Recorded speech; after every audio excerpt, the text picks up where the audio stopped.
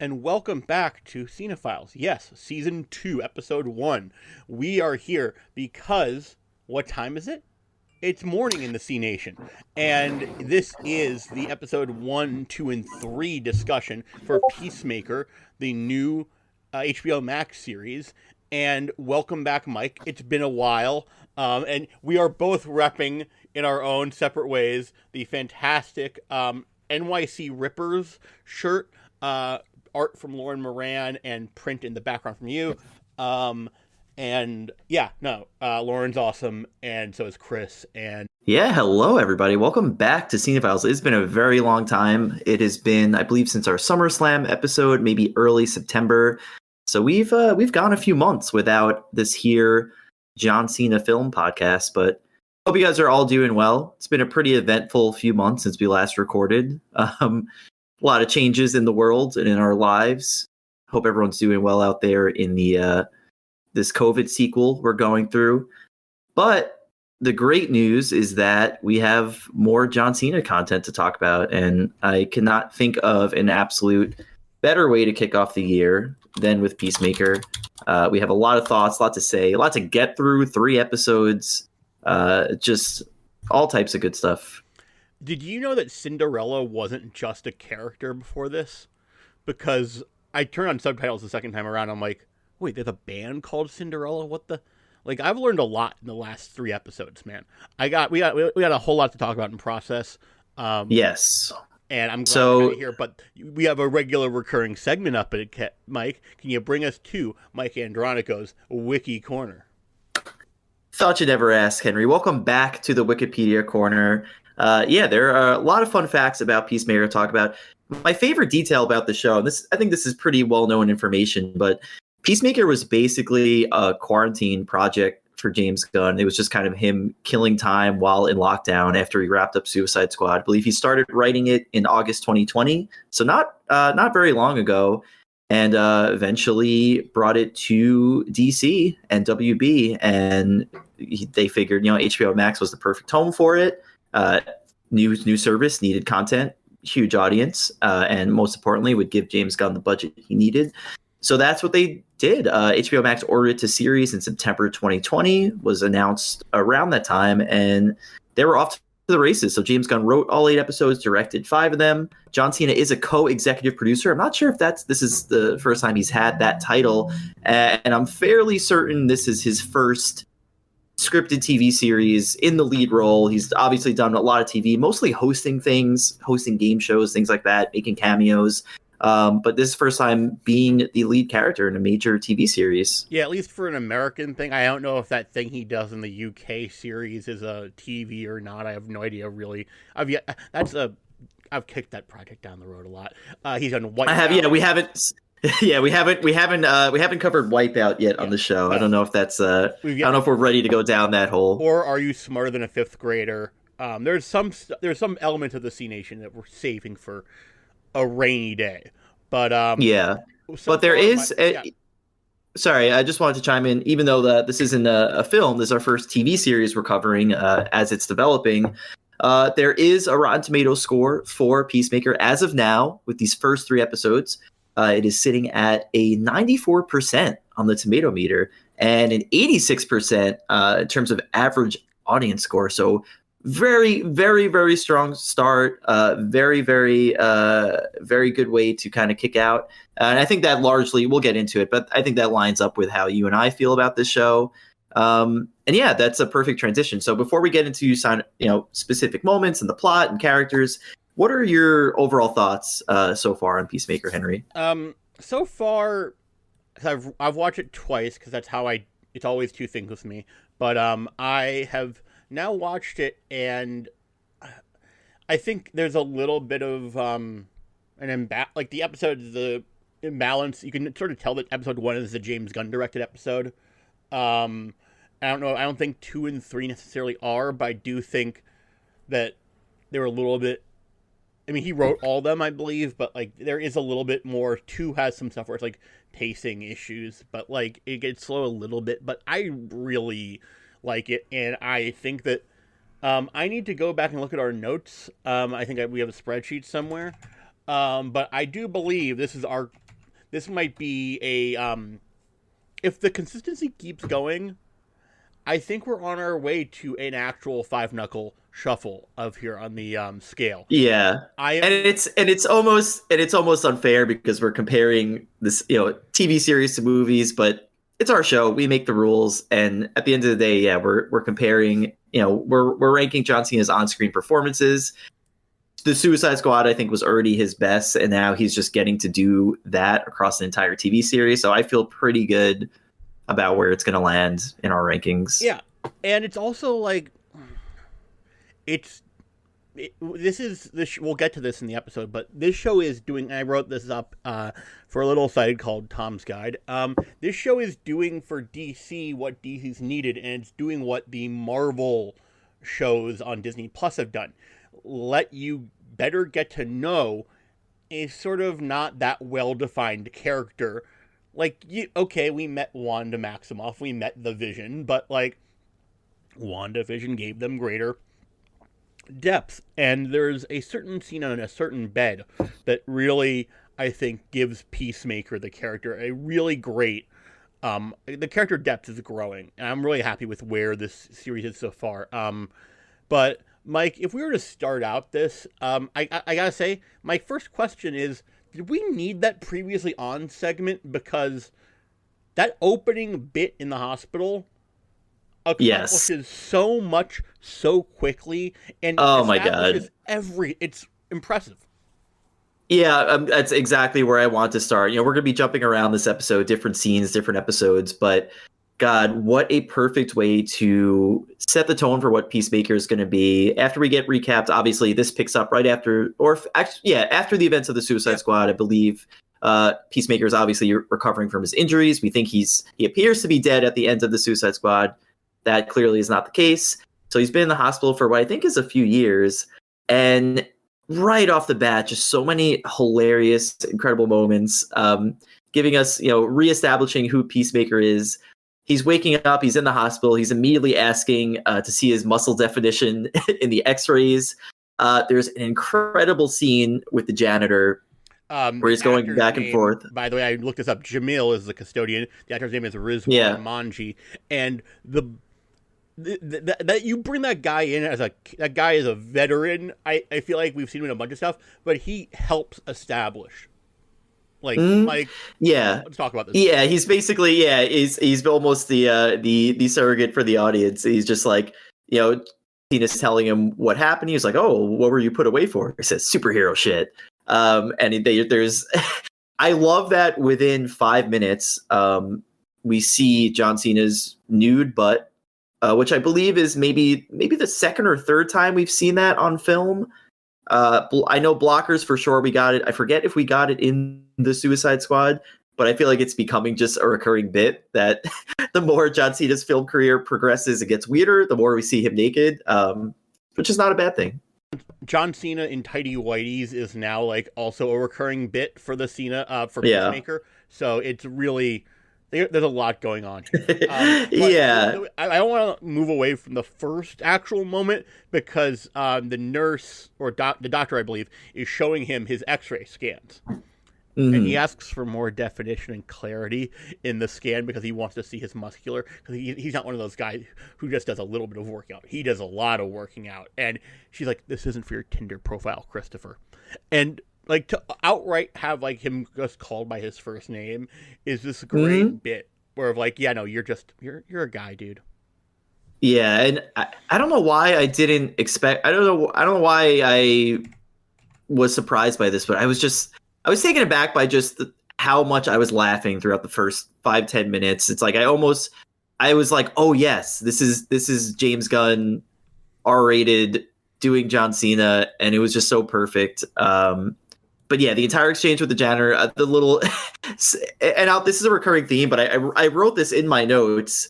Basically, I had trouble keeping notes for this show because every line was so memorable and hilarious, and I would have been just typing the entire time. But yeah, there's a great comment about Aquaman. He makes the janitor. He was like, "Oh, Aquaman fucks fish. That's too much." We hear about a sturgeon. if you've watched it, you know what I'm talking about. But like, but also like the Jamil criticizes Peacemaker's physique, saying he's like too bulky to be a superhero, and he gives him like, but like Peacemaker then establishes that he is what you'd call a low information voter because he gets his news from Pepe the Frog 89 on Facebook. So like it's really, there's a lot of like establishing like what flavor of himbo Peacemaker aka Christopher Smith is, because know he's John Cena. So we learned through the Jadder, like, you know, Jadder makes a comment, he's like, oh, you're the racist superhero, that's what Peacemaker is known for. And then he has this moment of like oh, okay, well, I will try to trust white people less in the future. You know, he's trying to be better. Yeah, there's this whole, and we'll get to where it comes from because it's pretty. I think it gets established pretty well where this whole thing from Chris comes from, but like he doesn't. He has such little self-awareness, which we knew, but he also they're not making him a better person per se, but they're making him a more. Yeah, they're kind of making him a better person, like. The Peacemaker in this versus the Peacemaker in the movie, and I think a lot of that is like the people that you set him up against. And after we meet, actually, we cut to the themes. Is there anything you wanted to say before? Yeah, no, that's exactly what I want to talk about. Is probably the best part of the show, the part that's already kind of gone viral, which is the absolutely incredible musical number intro credits. The band Wigwam, I believe, or Wigwam. Do you? The song is "Do You Want to Taste It" by Wigwam, and incredibly catchy. Yeah, if you guys, I mean, hopefully you guys are have already watched Peacemaker if you're listening to this, but if you haven't, just check out those opening credits. They're on YouTube. If that doesn't make you want to watch the show, I don't know what to tell you. Again, in terms of setting the tone right away, it's so very James Gunn. You've got this cheesy kind of 80s hair metal type song. You've got the entire cast doing this choreographed dance. And it's beautiful. I love everything about it. Yeah, and in this video, you sort of see a bunch of people that you haven't seen yet. You see Vigilante, you see Augie Smith's angry neighbor, Augie Smith being Christopher's not that dear old dad, as we'll come to realize. But the next character we have to talk about is also in the credits, Leota Adebayo, who you may remember as Tasty from Orange is the New Black, played by Danielle Brooks. We meet her. She has a very relatable sort of opening statement that she expected more from where she is. But she also is hoping that she can get some octopussy. So, you know. Yeah, her a great scene. So yeah, right off the bat, just high level, and a lot of people have been saying this, but I think, you know, Danielle Brooks is definitely the standout performer in this show. Like, obviously this is the Peacemaker show. It's starring, you know, John Cena is the star, but Leota has been probably my favorite character. She's just been so hilarious, and she is kind of she's the most grounded character in the show. She's just someone who is there to do her job. She's not a military agent by trade. Obviously she's working for Project Argus, and part of this Project Butterfly, because as we find out, and we're skipping around here, but as we find out, she is Amanda Waller's daughter, which puts her in a really interesting position in this show, because she's really just here to kind of do some office work, make some money. She's not invested in the cause. She doesn't want to kill anyone. But, you know, I'm going to be that guy. Okay. So Amanda Waller at one point says, ignore your God-given natural talent. And depending on what the situation that Adebayo's in, it feels like we get a different version of her. I have a sneaking suspicion that she is, so she's obviously hiding the fact from the gang, as we're going to call them, because everything basically is It's Always Sunny in Philadelphia. That's every television show. But she's sort of hiding the fact that she is sort of like the Peacemaker for this show that Peacemaker was for the Suicide Squad. She is like the backup plan for Waller. But I wonder if, you know, when she gives that speech to all her new colleagues in John Cena, and sorry, we're gonna keep doing that bit, by the way, where I call Peacemaker Cena. When they're in, I think people get it. Yeah, when it's forever. But when they're in Peacemaker's RV, And she gives that little speech introducing with compliments to everybody. Mm-hmm. I am starting to wonder how much of the Adebayo that we're meeting is actually like, is she like performing as a rube to gain their trust, or to not seeing Sure. I'm not There, sure there could definitely, there could definitely be way more to her character, but yeah, at least just judging off these, wherever she goes, judging off these first 3 episodes, I just really loved her character. She's definitely the most hysterical part. Her exchanges with everyone, especially with Hardcore, Jennifer Holland's character, just them going back and forth in the car, and she's like talking about her dogs, and Hardcore is trying to focus on the mission of finding this butterfly. Yeah, she's just very funny, very relatable. Really enjoying her so far. But I think a good place to go next, because I think this is an important scene, is, Peacemaker gets out of the hospital and he's supposed to be going to jail, but he finds a way to basically sneak back home to his apartment. And then that establishes a lot about Peacemaker's character. We hear him catching up on his voicemails from Vigilante, who we'll talk about later. The person who thinks he's Peacemaker's best friend. It's not exactly mutual, but a great character. And so after kind of serving 4 years, he's Peacemaker is back home, and the wheels kind of start moving from there. And part of coming back home, I think it's right now to jump to his reunion with his dad. Robert Patrick here showing up looking like a King of the Hill reject with the tallest hair I've ever seen that man wear. And we quickly learn, not only because Augie has an American flag car, but we learn where Christopher Smith got like this. He said in Suicide Squad that his dad trained him to be a killing machine from day one, not on January 1st. But when Augie Smith says, "You let somebody shoot you," to his son, which is like, considering what we know about Augie Smith, that's not him playing dumb. That's just gaslighting and emotional manipulation 101 right there, of like trying to break his son like down. But the moment that I think you'll really learn about Augie is when he just starts crackling in laughter when hearing about Idris Elba's character being filled into a contained chamber with rats that gave him scars all over his body. That's the thing that sends him into a very awkward and uncomfortable laughing fit. It was so funny because that whole scene. So, one of the first big moments, as you're saying, we meet Augie Smith, we meet the dad. Clearly a lot established. Like, if you thought Peacemaker was racist, Augie Smith, his father, makes him look like an absolute saint, because right away it's established he's an absolute piece of filth, and that only grows. It's only further established through the later episodes. Like Henry said, he's got an American flag car. He's watching a fake InfoWars. It's called Fact Attack. Same idea. He's that person. Real bad dude. Real hateful. Real prejudice. And it starts off as that typical tense, like, it's established that they don't have a great relationship. It's very standoffish, very quiet. They're just quietly sitting there eating dinner. And for some reason, as Henry just points out, the Bloodsport joke just absolutely sets him off. Not sure why, but it was one of those, I was hysterical because I didn't expect it at all. Up until then, he's no-selling everything his son is telling him and like completely acting like his son is an embarrassment to him. Like, the whole vibe of this conversation is like, oh, really? That's what you're doing with your life?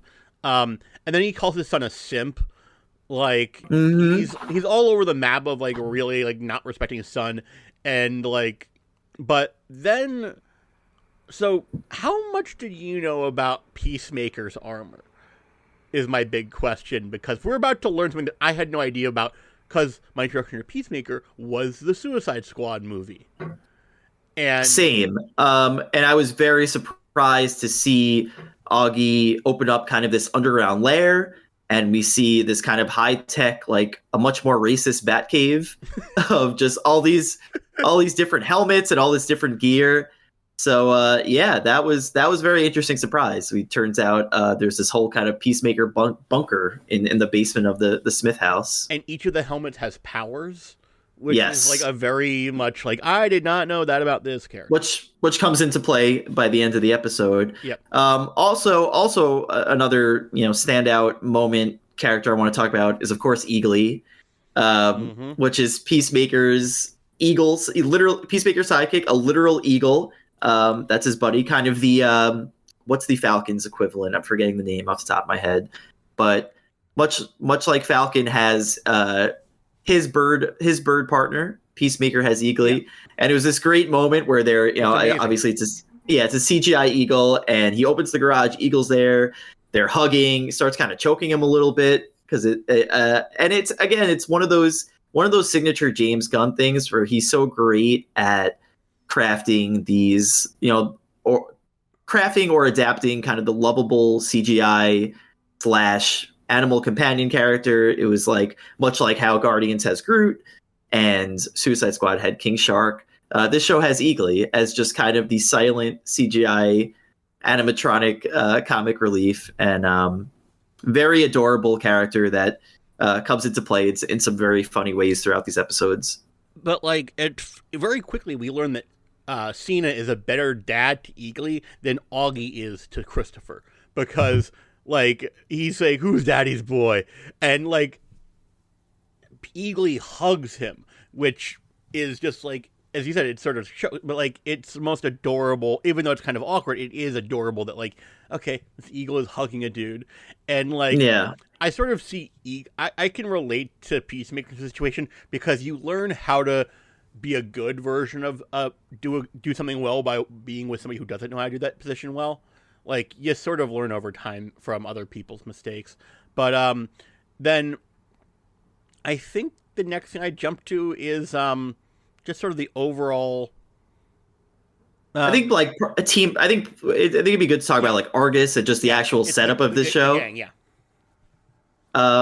So at around I think shortly after. So he gets shortly after coming home. He gets basically picked up by the Project Argus team, many of whom we've seen in the Suicide Squad. So Steve Economos, Agent Hardcourt, and we've got some new faces, including Adebayo, and I'm forgetting Clemson Mern. Yeah, who I've. Yeah.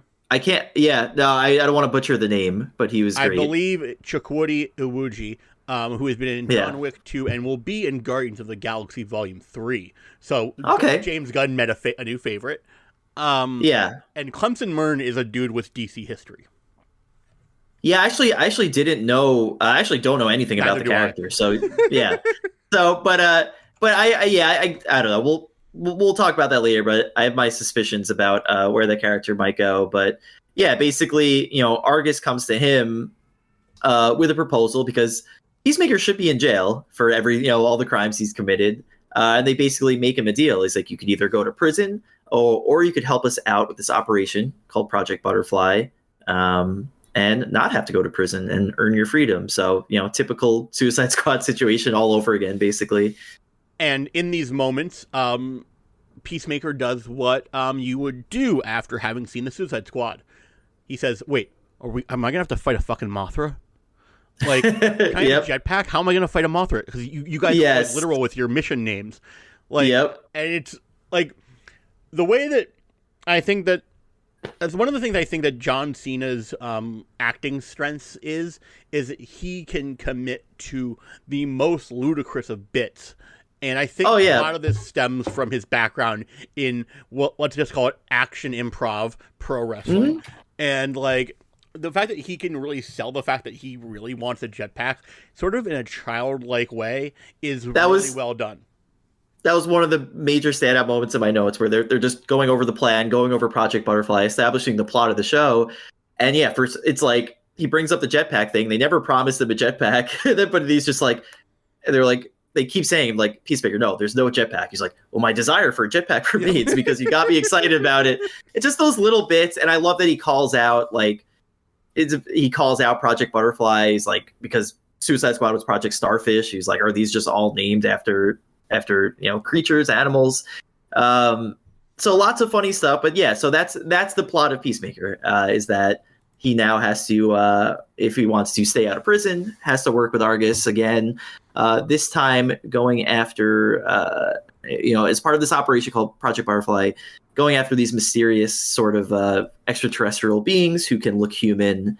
But yeah, I do really love the whole crew they put together for the show. Obviously, we got a little bit of Steve Agee and Jennifer Holland in the Suicide Squad as kind of a supporting role. But now they're more prominent. We've got Leota, who's great. And we've got Myrn, who definitely very, very intriguing to see where things go with him. And I think the restaurant scene in this movie did a good job of establishing the dynamic of all of them, and how they're all them realizing just how ridiculous and kind of embarrassing Peacemaker is to be around. There's a scene where the sweet cheeks. The thing that Peacemaker hammers home over and over again is that he's as misunderstood as he misunderstands the world, or maybe he was just raised wrong. Because he thought sweet cheeks means about your cherubic cheeks, if you got a pinch of me. Mm-hmm. He doesn't know that sweet cheeks is about yeeks. And, it's really just sort of and then they're like, what are you going to do next? Call her sugar tits? And he made a very... Yeah, he makes a really hilarious comment. What sugar tits means to him in terms of it meaning about size and yes. I'm staring at this with that full Britney Spears on GIF that you see on Twitter a lot. What? And it's over and over again. The character hammers home the fact that he really doesn't know anything, and this makes the entire group, if we're talking about the Argus folks, keep saying the same phrase over and over again. Amanda Waller's fucking us. And that's, I think, the really sort of where the show finds its relatability is it makes us about oh, yeah, you have a team at work and almost nobody believes in the boss, but we all have to try to do the mission as best we can. It's a very, the premise that grounds it all, because it's a very over-the-top, nonsensical thing. And somebody we haven't talked about that much, John Economos. That's not the name that Peacemaker calls him. Peacemaker keeps calling him Diebeard because he believes that Economos is dyeing his beard. And fun fact, we're going to steer it back to Wikipedia, because as I learned this morning, that is a real life thing that they turned into a bit for the show. So apparently Steve Agee, or Agee, I don't know if I'm saying his name right. Steve Agee Steve Agee. Yeah. Steve Agee was not happy about having to dye his beard for Suicide Squad and then later Peacemaker. So James Gunn literally turned that into an on-screen bit and made it something they reference, which is so funny and really so. They made a rib. There's a literal rib happening, so I love that they worked that into the show. This bit is actually a rib. Literally, yeah. They literally, and it comes up multiple times. And then also, I just love the. There's so many great character dynamics in the show, but the moments between Peacemaker and Economos later on, where he's kind of tending to Peacemaker's wounds. Peacemaker's just giving him so much shit because Economos is kind of the straight man of the group. He's not a fighter. He's not a soldier. He's kind of the technical, tactical guy. But he gets to do a little more than that later on.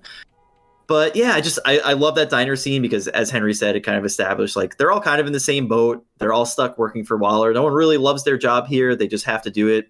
Maybe you can relate to that. I don't know. Maybe Project Argus. Yeah. Maybe Project Argus should form a union. Who's to say? But Peacemaker shows up in full gear.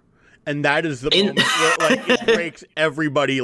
Wait, is that more? Because Hardcore is the one who notices it first. And people are like, wait, why would you dress like that? Why would you be in a bright red? And he goes, it puts fear in the hearts of... And I love, that's another very meta thing because because John Cena has been doing a lot of the press for Peacemaker and Suicide Squad in his Peacemaker attire, which he's probably very at home doing that as a pro wrestler, but I love his commitment to the character and to the bit. And that kind of extends to this scene where, they're having a planning meeting for work at a diner, but he still has to wear his superhero costume, which is very fitting for this character in this show. I think Hardcore and Economos give him shit about his eagle being named Eagley, and they ask him, "What is your name? Is your dog's name Doggy?" And then Economos goes, "What is your daughter named Daughtery?" which when you look at it, you're like, wait, that's a joke about the band Daughtry. Okay, let's move on. Yeah, and one more, I think one more episode 1 detail or moment I really want to point out really helps set the stage for everything to come. So, later on we have Peacemaker and Hardcore at the bar. He's kind of trying, and there's obviously some, he's interested in her romantically, or at least sexually. So he's, after kind of trying and failing to flirt with her, he's on his own at the bar, sees a lady he could take home, and then we've got pretty gratuitous sex scene to kind of cap this off, where Cena yells "freedom" to start it off while they're against the countertop in the bathroom, if I remember correctly. She basically looks like what would happen if, for some reason, she kind of reminded me of like if she wasn't so what's her face indie res I haven't seen that indie wrestler in forever. Maybe she got injured. Solo Darling had like a bigger, more pronounced mullet, but her face had a little bit of Solo's to it. I sort of recognized her in that. Very 80s vibe. Yeah, and that and her record collection reminds him about that. But all of this is subtly, or maybe not so subtly, depending on what audience is watching this, giving people a lot of clues that Peacemaker is not the as toxic with his masculinity as you might think. Because when he's at the bar with Hardcore, he says, after he goes, "Oh, you think I'm handsome?" After she slips the word handsome into a statement about how she doesn't care about him, he says, "I've been in prison for 4 years. You're the first person. You'd be the first woman that I've slept with." And so, okay, Peacemaker is now canonically bisexual, but later on at this woman's house, he says, this album, this is when music was great, when men were men because they weren't afraid to be women. And like, there's like, there's a lot of like little stuff in this that's like subtly, and we get to it later with Vigilante in a moment, where like Peacemaker is not his father. Let's just put it that way. I don't think his father would have been in that bed. I don't think his father would probably do karaoke with the vibrator. Which we get to see. Does Peacemaker know that a magic wand is a sexual aid? I don't know if he knows that it's not just a stress reliever. He's so aloof that I could see him thinking that's just like a massage gun or something. But yeah, incredible scene of there's a lot happening at the end. We have to recap every detail. I think there's a moment of Peacemaker monologuing about his penis. There a lot happens in the parking lot. He's telling Adebayo it's too big and it hurts people. Yeah, and like But just like in Suicide Squad, Peacemaker at this woman's house, or we think she's a woman, gives us another reminder that the Suicide Squad and James Gunn love to do one thing and one thing only. Put John Cena in a pair of tighty whities and have him parade on camera, and the camera shooting him almost from looking up from the bottom up. Like, it almost feels like Vor, the angling on his body. Like, it's very interesting. And of course, things are never as they seem. And it turns out this woman is a butterfly. So after some intercourse, she grabs a knife and attacks him. We've got pretty fun little battle scene, and it all culminates. They pay off what they established at the beginning, because as they're fighting in the parking lot, and as she's about to lunge at him and kill him, he activates the sonic boom on his helmet, turns her into goop. And that's pretty much the end of episode 1. And he says it he activates it in like a yelping kind of way. It's like, activate sonic boom or something. And it's like very much like and that sort of clued me into why we never saw him use those powers in the first place. Like, he's not exactly comfortable with, like, if he was comfortable with what that thing did, he would have been a lot more casually, I feel like. So that was interesting to me. But the fight scene is incredibly violent and stabby. She pulls out the biggest knife she can find, like cutting the tendons on you don't see the tendons, but like cutting the back of his Achilles and like just stabbing him over and over again. And my notes sort of jump back to next. After there's like a whole, like, we gotta save. Yes, Magan, the gore was Pollock level. James Gunn loves to splatter or make references thereof. But we have a whole scene of Adebayo and Hardcore saving Peacemaker. But I don't really have many notes on that. I sort of jumped straight to Peacemaker at home. But yeah, but before just like, yeah, I think I know this where was you're going to just get to the conversation about Adebayo's dog.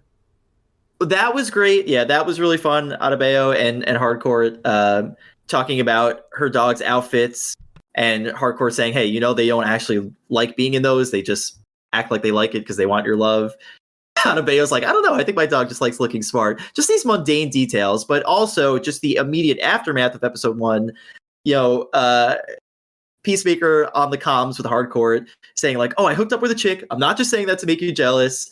Also, he asks Hardcore if she can see him jerking off through his brain implant, which is just the most, again, establishing how just very aloof and very just the sheer himbo energy of Peacemaker. Technology not is the a smartest beast. guy. Technology Yeah. is a beast are the words he said. Yeah, Like, not the biggest tech guy, but as let's continue to as you said, as he comes back home. so Peacemaker is, after there's some polite bullying amongst coworkers, everybody's giving him shit because Peacemaker left the dossier on the butterflies out with he brought it with him on the date to this butterflies apartment, and that's why she attacked him, because she figured out what was going on, which he recounts in a little flashback moment. So after getting yelled at by his coworkers, also he was bullying Economos again, while he's stitching him up, calling him Diebeard. We have a moment of complete vulnerability where also, you might remember Peacemaker in Suicide Squad being very strong and being not invulnerable, but like the doctor in the beginning of the movie, the doctor at the beginning of Peacemaker says, "Take it easy on yourself. Do your physical therapy. You'll be okay." So every time he's falling out of this building and breaking his limbs, he's like, "Oh, Doc said me," and he's like really hurting the entire time. So when he's back home in his trailer on his bed, he's crying and yelling about how everybody hates him and how like Rick Flag was right about him. He's saying all this stuff, but he's punching himself while he's doing it and selling every punch really hard. That was a very key moment in the show. It was funny because it was a moment of vulnerability where we realized like, wow, he does have remorse for all these things he's done. He's not just this heartless killer, but it was also played so over the top. It was such a campy, like the way he was crying, and it was just so comedic and campy. So it really accomplished both things at once. Like, oh yeah, Peacemaker has a heart, but also the show is still just completely ridiculous and over the top. Yeah, and then when this is where we got our first appearance for Vigilante. Yes. We had heard Vigilante on the phone, but Vigilante shows up at the window, and this makes Peacemaker very nervous about if Vigilante was gratifying himself to the image of Peacemaker being so sad, to which an entire conversation of who's on first, but about Louis C.K.'s scandal is done. And there's one line of Peacemaker yells, "No, Louis C.K. showed people his dick," and Vigilante goes, "'Cause he's a ginger?" And it's like this entire whole bit about Peacemaker trying to explain the Louis C.K. scandal, but Vigilante has no idea what's going on, and mostly just doesn't because he says he doesn't read the news, and because it's depressing. And the entire thing is very trying to establish, I think, Vigilante as, okay, we've got somebody dumber than Peacemaker. We've got somebody and it helps Peacemaker seem more, not realistic per se, but I think it helps ground the character by setting the bar for stupidity even lower than him. And speaking of stupidity, I love what that scene leads into, where he eventually convinces Peacemaker to, he's like, "Oh, I set up some stuff for target practice." And then we have this incredible montage, another great musical montage, James Gunn scene of Peacemaker and Vigilante just going nuts in this little firing range they set up. And it's so delightful and ridiculous. Their expressions just do so much and had me cracking up. This is the stuff you would have seen in the trailers, I think. That was heavily pushed in the trailers. But before that, we get another piece of, we had a small hardware review of when Vigilante goes, "Oh, it's a funny smiley man." When he takes off a little lid because now we learn that Peacemaker has a fleshlight. But throughout the episode, we also have Adebayo working with this couple, and I believe I wrote their last name down, or did I not? But Adebayo is talking to this couple who Peacemaker unfortunately had to like tie them up and do I have no? I don't have their name. I thought I wrote their name. But no, it's basically like, and throughout the entire time, she's kind of like digging Peacemaker, and he's digging her, and the husband or boyfriend just hates everything going on. He's like very, like even tying him up with good note. Magan says Vigilante with that bow brought me back to Arrow season 5. I'm like, I was saying earlier, Magan, I don't know if I think I said this before the show, but like I think the Arrowverse fans, like it, I feel like y'all got robbed a little bit by not having like the DC EU integration or like a James Gunn level prestige director behind this, because like there's a lot of those kids. We're not going to get to the end of the DCEU without the Green Arrow or the Green... Like, these characters are going to be back in sort of maybe how the... Who knows? Maybe how the Defenders are coming back in Marvel. Yeah, like, I think I was going to say, they could definitely, after seeing what Marvel's doing, I think and especially there's way less expectations movie. There's no rules. Yeah. They could mix and mingle. But, that's that couple... Yeah, back to the couple. They're a very important part of this episode and a very hilarious part of the show. Because they're the couple that Peacemaker first breaks into their place when he's running away from what just happened with the butterfly and trying to avoid the police. And at the end, basically, Argus bribes them to frame Peacemaker's father as the person they saw, and make sure Peacemaker doesn't go to prison. There's some great funny moments in the lead up to this in terms of Adebayo bribing them. Where he's like, are you trying to bribe me? She's like, no. And he's like, oh, bummer. And she's like, yes, I'm bribing you. She's like, okay, yes. So the payoff to all that is great because, they're playing this constant thread of like the husband's getting jealous and the wife seems very into Peacemaker. And then by the end of the episode, we find out that Peacemaker, Vigilante, and the woman had a threesome, which is very funny stuff. That's another key development in this episode is that Augie gets framed and sent to prison, which sets up something much bigger because we find out that he is known as the White Dragon, I believe. Am I getting that right? I believe, yes. We have the American Dragon, and now we have the White Dragon. And basically, and I looked up a little bit about this. The White Dragon, as you might guess from the name and the fact that people are doing a clan-like salute to him, or a neo-Nazi-like salute to him, White Dragon looks like it's basically DC's version of what a Grand Wizard and the Clan is. And we sort of referenced this at a certain part of the episode. I think it was that episode, the previous one, but Waller says to Adebayo, and because they're talking about him being, because Adebayo's like sort of giving a little bit of intel about how the mission's going. And she goes, he's kind of racist too. And she goes, well, you know who his dad is, right? So there seems to be something going on here. Because when at the end of episode 2, Augie Smith is back in prison because they framed him, and he walks up to this small black kid who's sitting on a bench, and he goes, "That's my seat on Mondays through Fridays from 5 to 7 or something. Mm-hmm. Get up." And then the kid doesn't want to do it at first, but then everybody else in the entire like jail area is like looking at it and goes, okay. Yep, he clearly has some influence already. So it's I think it's becoming pretty clear that Augie's going to be either the main villain or a key villain, and there's a lot more to him than we first realized. He's not just a crazy racist old man. But yeah, so that was I think I want to jump to episode 3 because the opening of episode 3 was so incredible. We have the whole crew in the van, and the back and forth. As with any great John Cena piece of media, there's a pro wrestling reference. The same people who believe that pro wrestling's real don't believe in climate change. That's not surprising. I believe what Adebayo basically says. Yep, which is so good. And then also when Peacemaker learns that Adebayo prefers women, his mind is just blown by this. He thinks it's like the funniest, coolest thing ever. He says something. He says something like Peacemaker loves to make the most over the top word jumbles of like. I think I'm not. it was something about licks a lot or something is what he says right here. Yeah, But yeah. We earlier- don't have to repeat it verbatim, but it was one of those moments that kind of took. Yeah, he calls Augie's sassy old neighbor.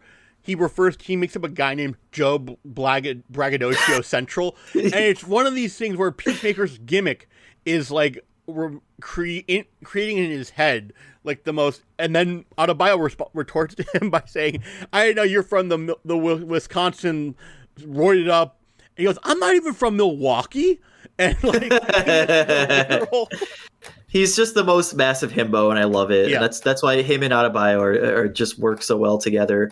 But yeah, this episode is definitely where the show gets a little bit darker and more serious, because we get their first big mission where they basically have to assassinate. We can't jump go past ahead. the van. The van getting to there's so much good shit in this. It's good shit in this van. Because this is where Peacemaker tells Adebayo and the rest of the group that he has a brother, or is it a cousin? He talks about some sibling or whatever talking to him about there's not just regular children who are born normally. There are also butt babies who are worse in every way. Yes, the butt babies. Oh my god! They're looking at this photo of the senator who they're going to kill because of global warming. But like one of the kids looks very children of the corn, and the other kid kind of looks iffy. Not that I can talk, but it's like the other kid looks like somebody who did a Photoshop routine on somebody's face, and like throughout this whole process, like everybody is not getting along, and then Adebayo, she doesn't know the thing that I think a lot of people learn about the thing that Adebayo's wife comes up because of a WhatsApp setting. And I think this is an ingenious plot device that WhatsApp automatically saves photos that are sent to you into your camera roll. And like I'm like, oh, I remember hating that too. Yeah, that's like okay, good story. But with modern stuff. And then we're out of the van, and then we're basically tracking this family, the Goffs, correct? Yeah. So yeah, we're tracking the Goff family. A lot of good character development stuff. We get a lot of good back and forth between Peacemaker and Hardcore here. But yeah, they've been tasked with killing this senator and his family. And when it comes to another pivotal kind of establishing moment is that Peacemaker has the shot. He's being asked to fire, and he can't do it. But you know who can, and who's an even bigger piece of trash? Vigilante.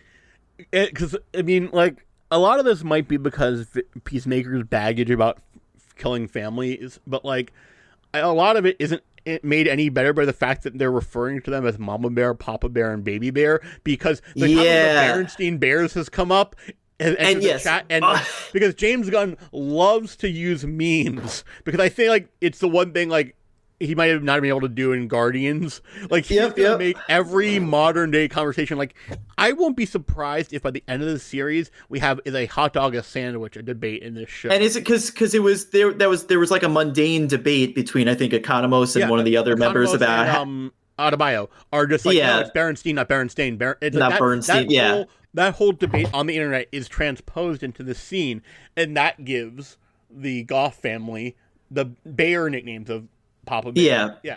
I do want to pause on that moment a little more, because obviously it's established right before they start shooting at them. It's established that like, oh, okay, these people are butterflies, like they're not human.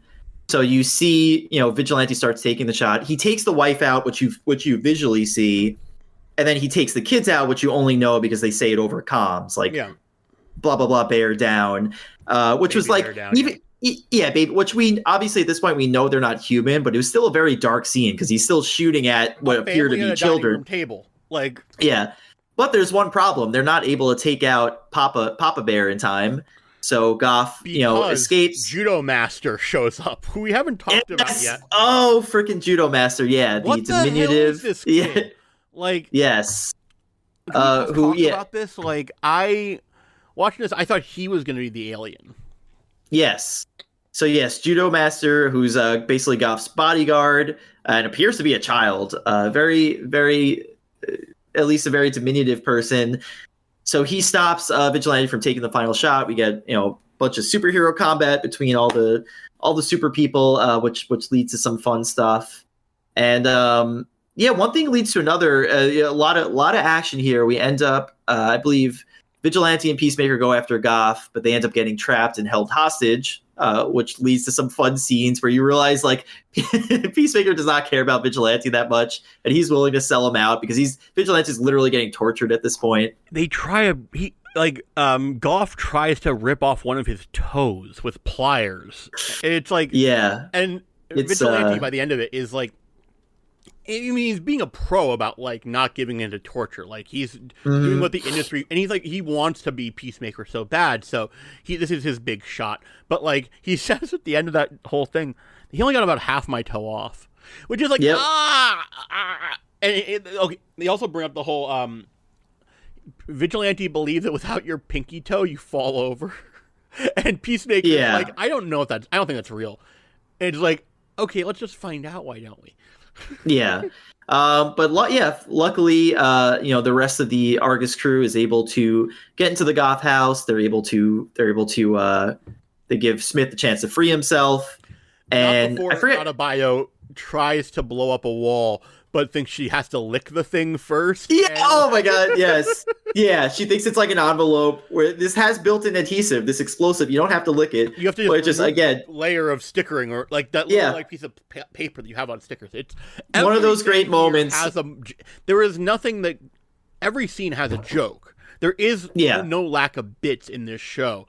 But there's no wasted time. Yeah. Before this, when they're doing their training the guns on everybody, Hardcore and Cena share this weird little moment where he like hands her like a drink of water, and then earlier she gives him trail mix, but then he puts the pretzels back in the bag of trail mix and says, "Those are just empty calories." Yeah, which feels very meta. I feel like that's just John Cena and not even Peacemaker, but I love it. Yeah, and it's like these are bug people, but yeah, Judo Master and Adebayo has a moment of having to have a moral debate because there's a bodyguard for the Goths. And she won't kill him. And Hardcore is yelling, "Kill him! He knows we're here." But she's like, "But he's not a bad..." And he goes, but Hardcore goes, "It doesn't matter if he's a bad guy or not.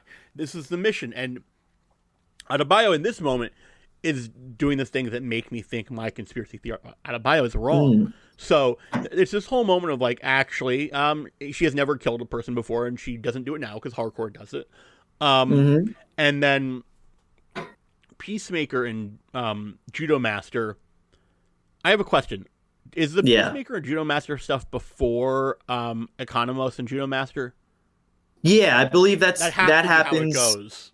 Yeah, they have their scrap, and I forget how Judo Master gets away, but... Well, he leaves, I think, because, like, Judo Master is flicking Cheetos at his face, and Peacemaker is talking to Judo Master about how Wookiees have teeth in their assholes, and it's very weird. Yeah. But then, later on, when Judo Master tries to escape in a car, fucking Economos runs the car over, and then Judo Master tries to get up, and Economos keeps braining him with a crowbar, and it was a great it was a great moment because it was obviously we know Economos is not a fighter. He was basically the last line of defense. It was his job to just kind of guard the van, and once he sees Judo Master coming on the cameras, he's like, "Oh shit! Like I have to actually do something." So it was a great moment for him, like actually having to get involved with the action.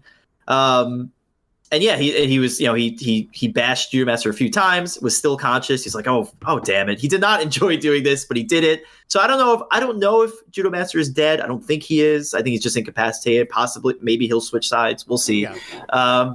But that was a very cool moment for Economos, who is the least kind of, the least intimidating, or I guess him and Adebayo both, but he's definitely not the guy you put out in the field. Economos is the least intimidating. Yeah. Because like Adebayo has rattled off her bona fides about combat training, to which Hardcore is like, that's kindergarten shit.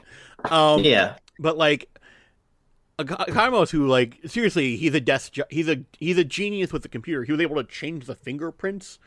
And all sorts of weird stuff. I think it's just because of what the database entry said about Cena's fingerprints. But the wall blows up because Hardcore Mern Yeah, I'm never. Mur versus Mun versus Mur is three. Or yeah, Too similar. But Mur blows up the wall. Murn blows up the wall, knocks himself back because he does that cliche thing of, oh, this isn't working. I should go check on it, and then boom. And then they free, and then Peacemaker and Goff fight, but it's not really Goff, is it? no, because well, yeah, I forget exactly what happens here, but a gun and he shoots him in the face. Yep. But then a butterfly-like creature quickly emerges from Goff's bloody corpse, and I think that's how the episode ends.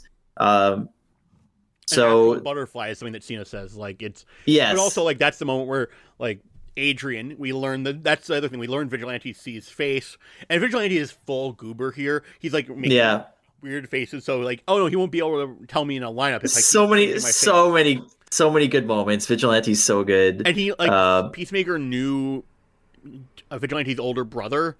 He goes, wait, were you so and so's younger brother, the one who kept playing D&D? Oh, you've toned out. You've gotten in good shape. It's like, oh. Yeah. And like it's very much like mutual himbo love. It's good stuff. Damn it. But yeah, Adrian is the guy's real name. He's a good kid, it seems like.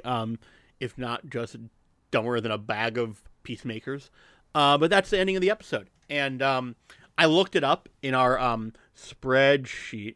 And yeah, previously, the Suicide Squad was our highest rated Cinephiles edition at 4.75 knuckles. And I think that if we continue on this path of, I don't know if I want, I don't think averaging the episodes out is, I think just seeing them all as one. No, I think what we're going to do for those that'll be keeping up, we're going to be doing recap episodes for all the episodes that are coming out. And then probably for the finale, we'll kind of review the series as a whole and put it up against the movies. But yeah, I agree. I mean, granted, this is only the first 3 episodes. We have 5 more to go. We'll see where things go. But I think this is well on its way to, being the best thing John Cena has done as an actor, honestly. I mean, it's again, he has the unfair advantage of being a TV show with him as the lead. We're getting pretty much 8 hours of this, which is incredible. But yeah, I mean, we already, as we talked about during our Suicide Squad episode, I mean, that was his best performance, I think, as an actor.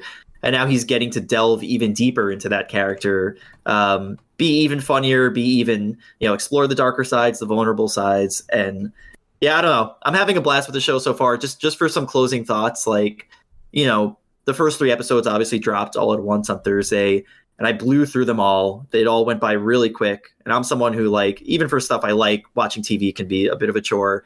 So even for shows that your friends recommend to you that you still haven't watched, watching TV is a chore for Mike.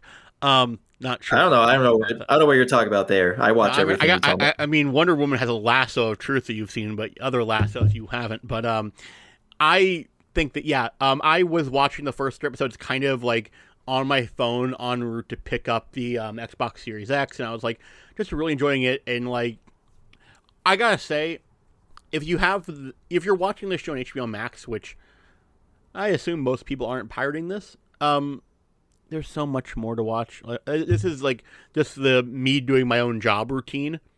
Make the most of that $15 or $10 if you have the ad-supported version that you're spending. Because right now, watch all 3 seasons of Succession. Watch frickin' Euphoria if you can. It's a little bit much for a lot of people, but it's pretty darn good. Righteous Gemstones is really funny. Station 11 is freaking amazing. Like, this is HBO Max getting into the superhero TV show gimmick, though, is like them fighting Disney Plus on Disney Plus's own territory, but making their own version of it, because this is a nudity and cursing filled show. I don't think there's any episode, except for maybe the 3rd episode, that doesn't have nudity. Like, and I wanted to mention, I mean, granted, it's kind of apples to oranges. Like, me, huge Marvel fan, huge MCU fan. So far, I think I'm enjoying the show more than most of the recent Marvel shows that dropped last year. And granted, it's very different in tone. It's very easy to watch because it's so comedic. But as much as I loved Hawkeye and really enjoyed the others, like, I am just so into the show. It might be like my favorite superhero show in a while, depending on how it shakes out. That's the thing. Like, it has an unfair advantage because it has John Cena, and Yes, and we have a huge bias for that reason alone, but it's legitimately good too. If you look at the other Disney Plus shows, because I think we're less in a way we're going to be less comparing this show to the Cena movies, although we will. And yes, Doom Patrol, that's on my list. I've got to watch Doom Patrol. I know that. Same. So the thing is, if we do this in chronological order, Peacemaker first 3 episodes versus WandaVision's first 3 episodes. That's apples and pineapples, but I did feel like I was eating my vegetables by watching that freaking I Love Lucy nonsense. Like, I still don't. I did love the sitcom stuff in WandaVision. In a way, yes, but it also felt like, okay, when is but it was something it was else? a much obviously, yeah, like you said, 2 very different shows, but much but I think the main point is just like Peacemaker just immediately sucks you in because the first scene is so hysterical. We're getting hilarious comedy off the bat. Before long, we're getting the incredible super violence that James Gunn is also very good at. We have musical numbers. It's constantly firing, and it also seems like even though it's this very hilarious and very violent show, it actually is going to explore Peacemaker as a character. There is going to be some darker stuff. So I'm super on board so far. Like, yeah, it's very much a different sort of show than all those Disney shows, but I think the thing on Doom Patrol and all those shows they're good. Like, I love Harley frickin' Quinn. If you haven't watched Harley Quinn yet and you have HBO Max, watch Harley Quinn. But like, because that is, I think, one of the biggest, I don't say similarities, but I actually think that's the closest thing to the Peacemaker show that we've gotten so far in life. I agree. Because they're both sort of this vulgar yet emotional thing. And like, I'm just curious to see where this goes from here, but like, it beats Falcon and Winter Soldier right now, episode for episode. Like, mostly because Falcon and Winter Soldier bit off a lot, and I watched it again a second time. That show is great for parents. Like, I still don't think they earn the ending of that show. Like, I don't think they do enough to, like. And Eagley versus Red Wing, there's really no comparison. No, Eagley eats Red Wing's milkshakes. But also, that was the other thing. Okay, so Augie Smith has had possession of Eagley for how long? Right? That's a good question. Is that why Eagley was so not polite to Adebayo? Did Augie train to be racist? The bird. You know what? The bird may be racist. We'll have to see how things shake out. I think that's going to be a bit. Yeah, Mike. Neither Mike nor I will sleep on Doom Patrol. We've got to go through it. We will. I'm looking. I'm not looking for new shows. I have a watch list that's longer than anything right now, but I am putting right now. I'm going to my watch list. I am putting Doom Patrol in what I call the second tier. It has good company. It is next to Leftovers and Justified. The tier 1 is shows that I have a more immediate urgency. Better Call Saul, which is having its final season coming up, and Formula One Drive to Survive, and I think there's a new season of that coming up soon too. And Leftovers and Justified. It's like, I do know that Doom Patrol is good, and if like, it's just, I think Marvel broke me in a way, Mike. I don't know if you have any thoughts about this, but like, a lot of this, like, it's great that those shows exist on their own and they're their own thing, but like, Marvel has this cheat code of saying, "Oh, this show ties into that, so you're gonna want to make sure you watch it." It's almost an obligation, yeah. It makes it a higher priority, and that's a cheat code, I think, for Marvel in a way. And like, I wish it weren't that way, but yeah, I think it's why I've not given the Arrowverse that much of a chance, and why I've not given other things like the fair shake that they deserve. So I'm curious to see how those shows shake out when I eventually get to them. But I've also just always had a problem with CW shows being seemingly they were more about casting the prettiest people and not about any that sort of seemed like their priority over. But anyways, this was Cinephiles episode 201. We will be back, I believe. Mike, I was looking. Mr. Janella had he misspoke, I think, last night. He said, I'll see you, Jarrett, on Saturday. No, we're going to be busy on Sunday night next weekend, but I do think now that we've gotten our streaming situation figured out, Actually, no. It's safe. Sunday. I think it's safe to say, yeah. So I think Sunday. I just remembered something I booked for Sunday. So I think Sunday at around this time, and only you guys. But we'll I think follow us on social media. We'll make the announcements there. And I know, that's what I meant to say. I was getting ahead of myself, but I'm just trying to make sure that we leave people knowing that we do plan to come back for an episode 4 recap and review. But thank you all again for your time today. And if you're listening to us here, know that you can also watch episodes not live, because we do post episodes on Spotify and YouTube and all the we post video episodes to YouTube, and we post audio-only podcast versions on all your favorite podcatcher applications. I'm going to go make a little art graphic for the episode after I move a bunch of stuff. Also, just one pre-announcement. I don't think it's public yet, but we have a Discord. We're building that. Yep, so stay tuned to our socials. We'll blast that out if you guys want to join. I definitely want to use that just for some fun stuff. We could post our rankings there. We could just have some spoiler discussions about everything we're watching. Maybe try and do. I would love to do like some fun interactive stuff down the line. So definitely join our Discord if once we post it. We're still working on it. But if you want a place to talk all things John Cena cinematic universe. Also, I think we can't go by without talking about an upcoming Cena project, which I don't know if his involvement had already been pre-announced, but his co-star has now been officially added. The Taken director Pierre Morel is working on an action comedy starring one John Cena and another Titan of the Squared Circle, Zoya the Destroyer herself, Allison Brie. Like, that's an all-star lineup. If y'all thought I felt pandered to when Glow came out, okay, Mike, do you want me to replace Ted Lasso's Glow for the show I bill you to watch? Because I can switch that up, because you need to get Glow in.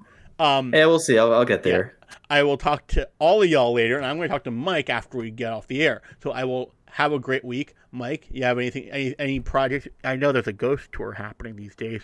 You want to talk to the people about. Yeah, I guess it's been that long since we've recorded. But yeah, as you obviously you can follow us all on our socials. That those should all be all over. But I also have a music project called Ghost Tour. Just look up Ghost Tour on all your favorite music services. We're also at Ghost Tour Rocks on Instagram and Twitter, and at Ghost_Tour on TikTok. If you follow me on socials, you'll find it. I post my stuff everywhere. But yeah, if you want to check out my music, that's there. Otherwise, me and Henry are all over the internet. You really can't miss us, for better or for worse. And thank you guys as always for listening. It's good to be back. Because remember, you can stream him, but should you?